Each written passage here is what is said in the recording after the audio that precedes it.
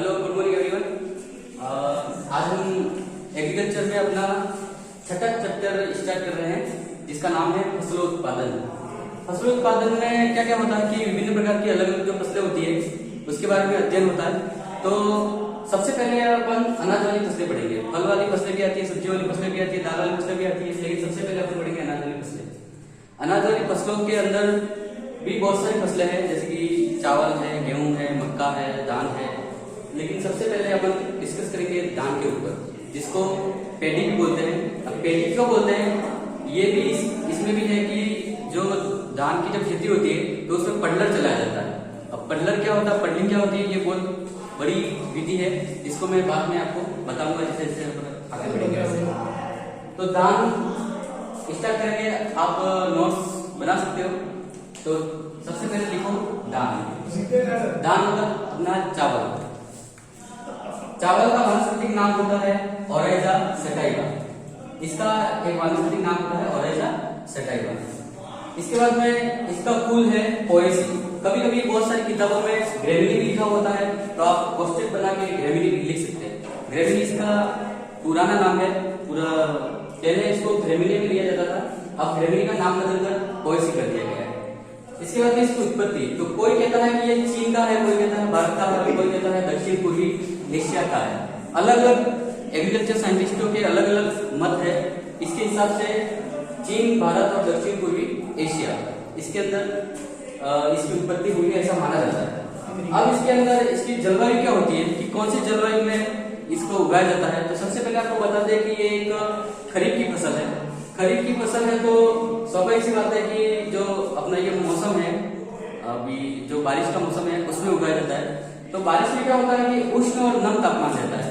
जैसे कि बारिश तो हो रही है, वायुमंडल में पानी तो है, लेकिन वो गर्म भी है और छोटी छोटी जो बूंदे होती है, आर्द्रता कहते हैं जिसको, जैसे आर्द्र जलवायु होती है, तो उष्ण तथा नम जलवायु होती है। अब इसके लिए पानी कितना आवश्यक है, तो 100 से 200 सेंटीमीटर वर्षा वाले स्थान जहाँ पर होते हैं वहां पर धान की खेती आसानी से की जा सकती है। इसके लिए 25 डिग्री से 30 डिग्री सेल्सियस तापमान भी जरूरी होता है, जिससे कि ये अच्छे से परिपक्व हो सकती है और इसमें उत्पादन अच्छा मिलता है। 25 से 30 डिग्री सेल्सियस तापमान। इसकी मृदा की बात करें कि मिट्टी कैसी होनी चाहिए, तो आपने देखा होगा कि तालाब कभी गए हो आप, तो तालाब के अंदर जो मिट्टी निकलती है एकदम चिकनी मिट्टी होती है, उसको चिकनी मटिया मिट्टी कहते हैं। तो चिकनी मटिया मृदा इसके लिए उपयुक्त होती है। और उस मिट्टी का जो पीएच तापमान होता है वो 5.5 से 6.5 के बीच होना चाहिए। तो 5.5 से 6.5 के बीच पीएच होना चाहिए। तो हमने लास्ट मृदा तक हो गया था अपना। इसके बाद में अब अपन स्टार्ट करेंगे बुआई।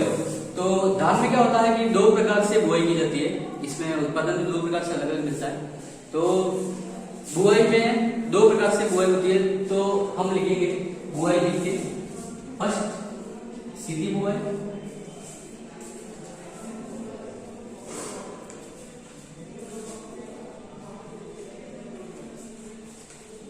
और सेकंड एक बार सीधी बुआई के बारे में पढ़ेंगे। तो सीधी बुआई में क्या होता है कि जो बीज होता है उसको उपचारित वगैरह करके डायरेक्ट खेत में सोइंग कर दी जाती है जुताई के बाद में। तो इस हिसाब से बुआई करेंगे। तो इसके अंदर आप इस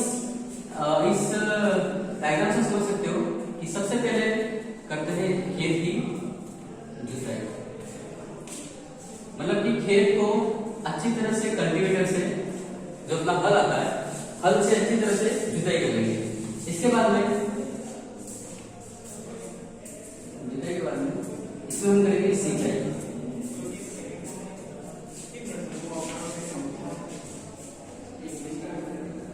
अब इसमें सिंचाई क्यों करेंगे, सिंचाई करेंगे तो इसमें क्या होगा कि बहुत सारे खरपतवार उगाएंगे। खरपतवार उगाएंगे तो खरपतवार का प्रबंधन करना पहले जरूरी है, डायरेक्ट सोइंग में। तो इसके बाद में खरपतवार प्रबंधन।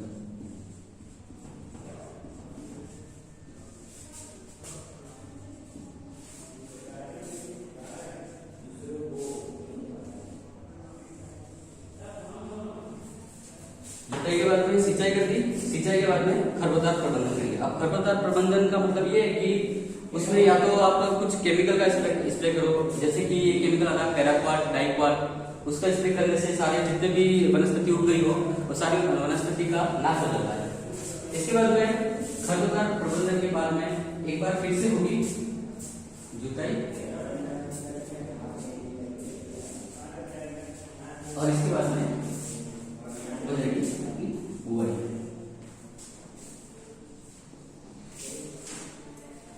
ठीक है, सबसे पहले तो जुताई करेंगे, इसके बाद में सिंचाई, इसके बाद में खरपतवार प्रबंधन, इसके बाद में वापस एक बार कल्टीवेटर चलाकर जुताई करेंगे और लास्ट में फिर से बुआई कर देंगे।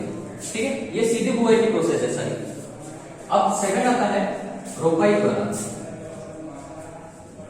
आपको बता दें कि बुआई, धान की फसल में बुआई दो प्रकार से हो जाती है, सीधी बुआई और रोपाई वाला।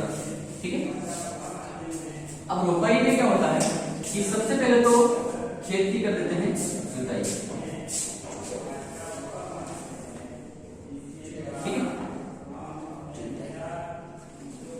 इसके बाद में अभी मैंने बताया था आपको कि एक पडलिंग होती है, तो इसमें रोपाई के द्वारा जब बुआई करते हैं तो इसमें पडलिंग करते हैं। अब पडलिंग होती क्या है इसके बारे में जरा देख लो। पडलिंग क्या होती है कि अपना जो खेत होता है उसमें अच्छे से कल्टीवेटर चलाने के बाद में उसमें पानी भर दिया जाता है, लगभग 2 से 3 सेंटीमीटर मिट्टी में भर दिया जाता है। इसके बाद में उसमें पडलर चलाया जाता है। पडलर क्या होता है, जो अपना कल्टीवेटर होता है उसमें एक ऐसा कैसा एक पडलर भी होता है जो मिट्टी को नीचे से ऊपर, ऊपर से नीचे ले जाने का काम करता है, तो वो पडलिंग होती है। इस विधि को पडलिंग बोलते हैं। ठीक है, पडलिंग के बाद में जो अपनी तैयार फसल है उसको डायरेक्ट उसमें रोपाई कर देते हैं। तैयार फसल कौन सी है, तो इसकी बुआई जो होती है उसके 1 महीने पहले बीज बोकर उसकी नर्सरी तैयार कर दी जाती है। नर्सरी तैयार करने के बाद में उसमें जो पौधे उग जाते हैं, जो 1 महीने के हो जाते हैं, मतलब उसको रोपाई के द्वारा रोप दिया जाता है। इसको आप नोट कर सकते हैं।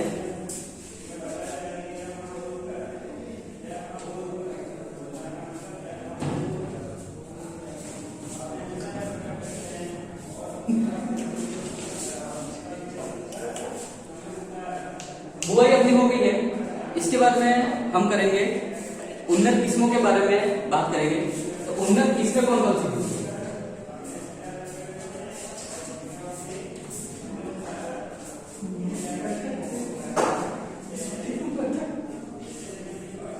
उन्नत किस्में, जैसे कि हमने बुआई 2 प्रकार से की है, तो उसकी उन्नत किस्में भी 2 प्रकार की होगी, एक सीधी बुआई वाली और एक रोपाई वाली। तो सबसे पहले हम कर लेते हैं सीधी बुआई वाली। सीधी बुआई वाली अपनी वैरायटी, अपनी किस्में कौन कौन सी होती है?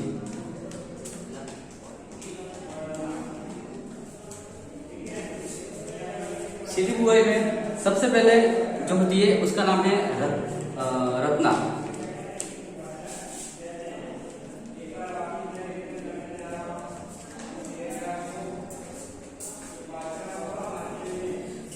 रत्ना, जया, ये सीधी बुआई वाली किस्में है। ये किस्में हम जैसे ही लाते हैं बीज उपचार करके न अपने खेत में डाल सकते हैं, रत्ना और जया। दूसरी होती है रोपाई वाली।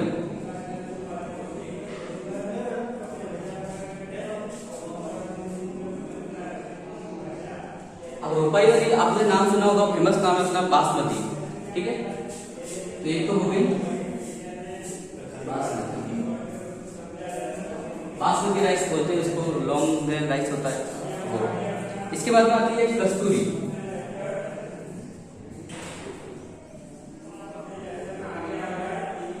कस्तूरी होती है, ये बासमती है वो बहुत फेमस है। कस्तूरी भी सुगंध के लिए बहुत अच्छी होती है। इसके बाद में एक होती है सुगंधा।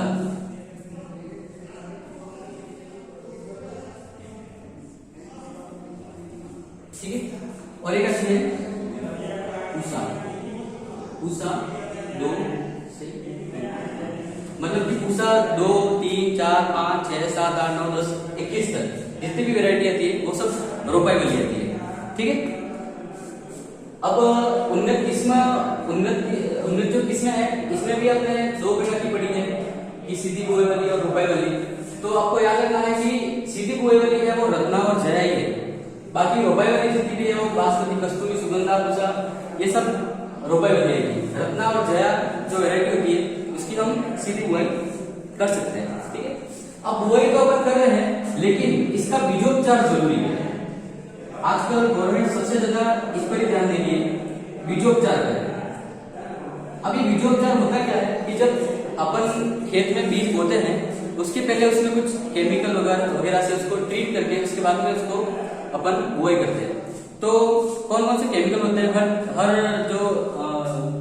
हर जो सबकी फसल होती है या फल के जो बीज होते हैं उन सबकी अलग अलग दवाइयों से हम उसको उपचारित करते हैं, अलग अलग कल्चर होता है उससे उपचारित करते हैं।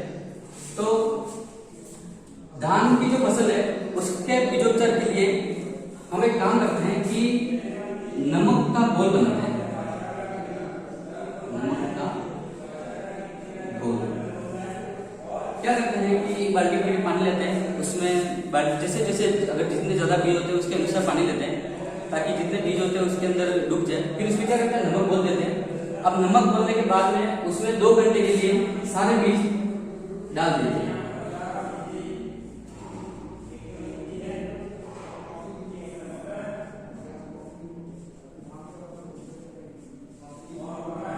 सारे बीज उसके अंदर डाल देते हैं। अब क्या होगा, इसमें उसको 2 घंटे के लिए रहने देते हैं। फिर क्या होता है कि जितने भी खराब बीज होते हैं वो खराब बीज पानी के ऊपर आ जाते हैं और जितने अच्छे बीज होते हैं वो पानी के नीचे सरफेस पर बैठे रहते हैं। तो फिर ऊपर वाले जितने भी बीज हैं उनको हटा दिया, उनको हटा के जो अच्छे बीज हैं जो उगने लायक है उनको ले जाके खेत में बुआई कर देते हैं।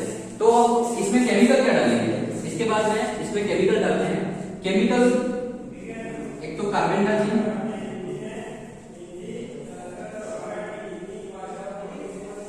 कार्बेंडाजिम 2.5 ग्राम प्लस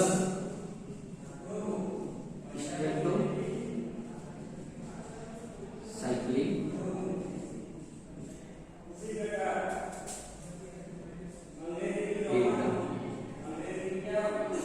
कार्बेंडाजिम क्या है, कार्बेंडाजिम एक फफूंदनाशक है जो फफूंद लग जाती है बीजों पर, उसके लिए कार्बेंडाजिम का इस्तेमाल करते हैं। और स्टेप्टोसाइक्लिन क्या है, स्टेप्टोसाइक्लिन बीज की जो उपापचय जो क्रिया है, जो मेटाबॉलिज्म जो क्रिया है जितनी भी, उसको कंट्रोल करता है स्टेप्टोसाइक्लिन। बीज क्या होता है, अगर कोई बीज जमीन के बहुत नीचे चला गया मिट्टी में तो वो क्या है, उसमें जर्मिनेशन पावर खत्म हो जाती है, वो जर्मिनेट नहीं हो पाता। तो स्टेप्टोसाइक्लिन डालने में क्या होता है कि उसमें एक ताकत आ जाती है अलग तरह की, जिससे कि वो उग जाता है। ठीक है, इसके बाद में ये उपचारित करने के बाद में इसको लगभग 12 घंटे तक रहने देते हैं।